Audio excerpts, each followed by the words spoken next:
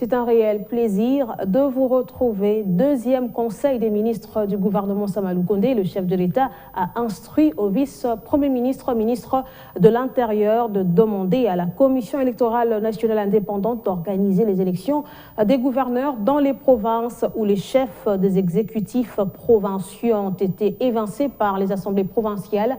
La réunion a également approuvé la requête qui témoignera de la solidarité nationale aux populations de l'Ituri et du Nord Kivu durant la période de l'état de siège. Une commission ad hoc a été mise en place pour la mise en œuvre de cette décision.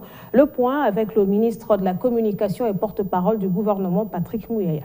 La communication du président de la République a porté sur 3 points, à savoir 1. Du fonctionnement de nos institutions provinciales. Préoccupé par l'instabilité au sommet de certaines de nos institutions provinciales, caractérisée par la déchéance de certains gouverneurs de province et des conflits permanents entre des gouverneurs et des assemblées provinciales, le président de la République, chef de l'État, a chargé le vice-premier ministre, ministre de l'Intérieur, de se mettre en contact avec la Commission électorale nationale indépendante CENI pour procéder à l'organisation des élections de gouverneurs dans les provinces concernées. Il faudrait par la suite que le ministre de l'Intérieur organise des séminaires réunissant les assemblées provinciales ainsi que le gouverneur pour trouver un modus operandi qui apporte la stabilité dans nos provinces. 2. Au sujet de l'enseignement supérieur et universitaire.